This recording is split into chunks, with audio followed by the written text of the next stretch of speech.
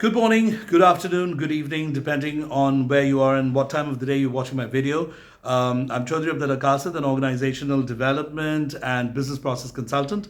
What I basically do is help organizations analyze and understand where they are and why they are where they are and why they are not being able to get to where they would like to be. Basically, I try and help analyze the gap in between their current situation and their goals and visions and targets. And I try and come up with solutions about how to take the organization from where they are to where they would like to be. In doing that, what I do is I speak to people at every tier of the organization. I speak to people who have worked in the organization in the past, the customers, the suppliers, and basically I try and get a holistic idea and understanding of an organization. And then I come up with a diagnosis, and then I come up with proposed solutions. And then gradually we pick different ideas about what we can do. We space them out and we do the various interventions. So that's basically what I do. And prior to working as a consultant with a large number of organizations, I've had a career spanning of about 20 years in which I've worked in different sectors. And 12 out of those 20 years was spent as the divisional head, and I've had the good fortune of holding positions and portfolios such as head of HR development, head of HR and organizational development, head of operations, director HR compliance welfare admin, director MIS and operations, director strategic business development. So basically, the organizations that I've worked in have also been from a diverse sector. I've worked in banks. I've worked in both local and multinational banks. I've worked for very large manufacturing companies in the apparel and textile sector, in the apparel accessory sector. I've been in the IT hardware infrastructure business. I've also worked in the food and beverage sector, in shipping and logistics. And I have also worked with the United Nations as a consultant and trainer.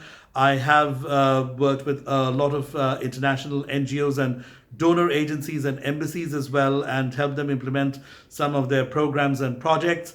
And I've had the good fortune of working in organizations with a population of over 25,000 people and managing teams of over 300 people.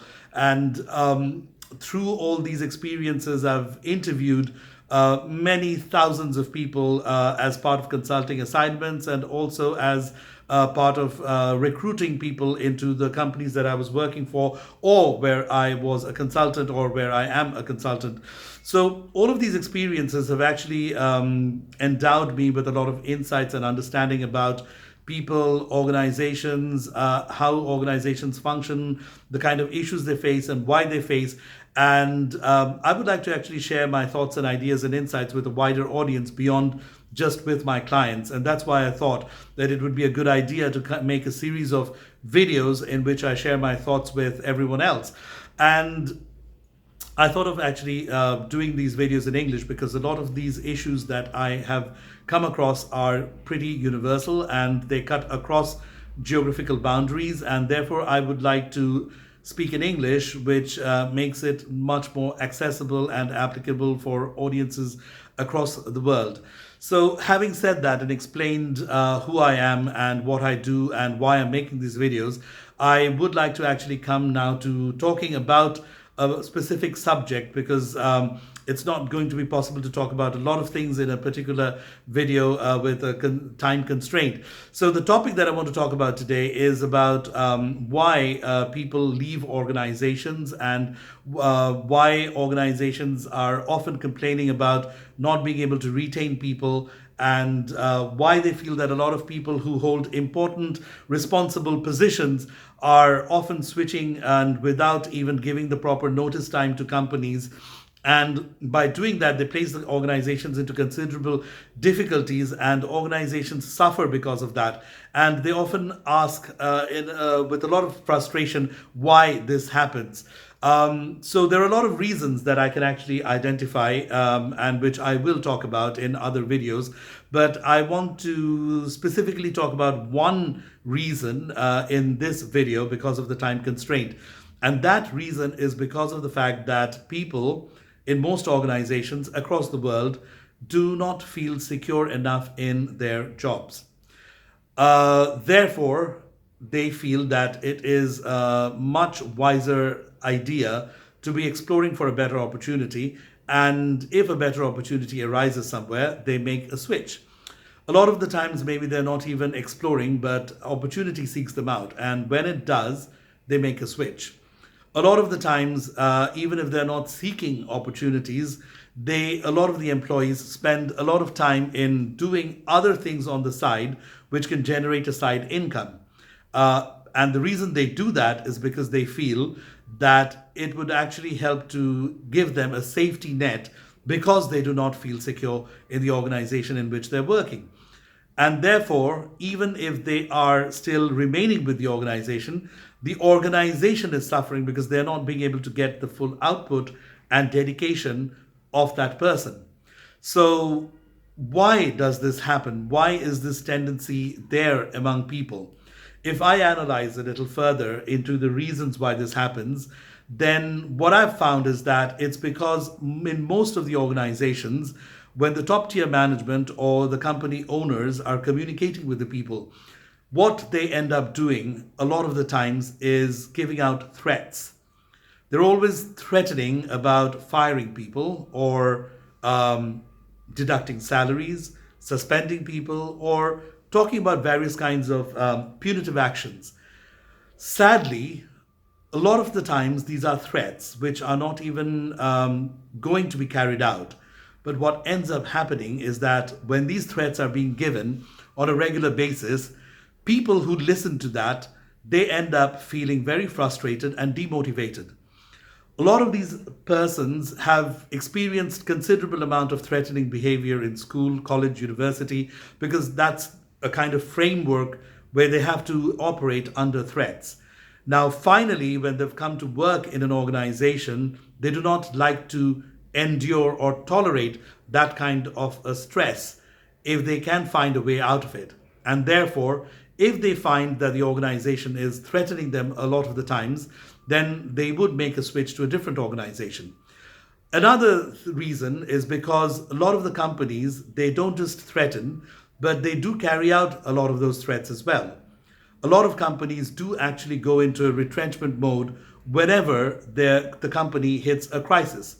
Now, if it's a company that often goes into a retrenchment mode, then a lot of the people who do survive the axe on a particular episode remain in fear that the next time that the company goes through a downturn, the next time that the axe falls, I may be under it. So when people think like that, when they perceive the organization as one that can dispense with them at the slightest pretext, these persons are not going to remain in that organization with a sense of loyalty. They will be looking for jobs, they will be looking for other opportunities, they will be looking for siding up with the competitor, they will be looking for setting up their own businesses. So this is definitely something that organizations should be wary about. And at any rate, organizations should understand that people are valuable assets.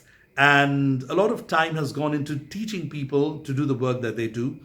And unless the people are there doing the work that they do, the company will not really be functioning. There won't be any business and there won't be any profits, there won't be any revenues. Therefore, rather than thinking about sacking people and retrenching people every time that you hit a hard phase in the business, the better thing to do would be to try and cut other kinds of costs and to try and optimize on efficiency, or try and diversify and go into other lines of businesses where you could utilize the same people and get them to do more work that makes their salary justifiable, rather than sacking people the moment you hit a downturn in the business.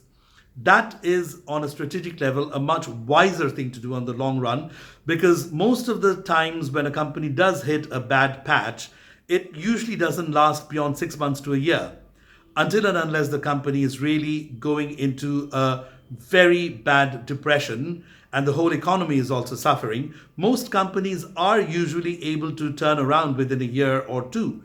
But if they've lost the people who could actually take the company up many more notches, in that time of crisis, then basically even when the company has turned itself around, they would not have the talent in order to push the company forward. What the company doesn't realize is that by retrenching people, they are also keeping other people away from joining. They're not only losing the talent that they have right now, they're also instilling a sense of fear among people who could have joined and who could have contributed to taking the company higher. So that's two levels at which the company suffers and is depriving itself of. The third thing that needs to be remembered is it's also not about retrenching, it's about how the retrenchment happens. If, let's say, a company is actually going through a very bad phase and retrenchment is definitely the last option being resorted to and something that is unavoidable, and yet if it is done in the proper way, where the people who are being let gone off are being given their service benefits and all other kinds of benefits that are due to them, then basically other people will find themselves developing respect towards the organization, and the sense of loyalty will not be affected to that level. And even the external people who haven't yet joined the company will not perceive the company as being an unfair organization. However, if the company lets go of the people in an improper manner, which is actually very common, then the people within the company who are not being let gone off do not feel that they are privileged. They feel that they don't know when their turn is coming up next. So they will not remain in a very safe state of mind, and they will start looking for opportunities. So basically, the message that I would like to give through this video to the top tier management of an organization and to the business owners is that it is high time that we all realize that people are the most valuable asset in an organization, and they need to be valued, they need to be cared for, they need to be given a sense of security, and they need to be given a feeling that the organization cares about them, their family, their future. And it's only when you're able to instill that sense in the people is when you are going to get them to give you the best of service, loyalty, and dedication, and they will go out of their way and sacrifice personal comforts when needed in crunch times in order to give the right kind of service to the organization. But if the organization is never going to be there to support those individuals, those employees, then definitely when the company is going through a downturn or a risky phase, those employees are not going to come forward and support the organization in that time of crisis.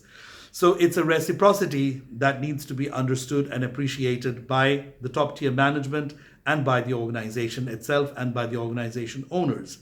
So having said that, I would like to wrap up this video of mine, inviting all of you to share your thoughts and comments in the comment section below. And I'd like to invite you to watch my other videos where I talk about other subjects related to management and business strategy. And I hope that whatever I was able to disseminate in this short video was of help and useful to business management and to the top tier management and business owners.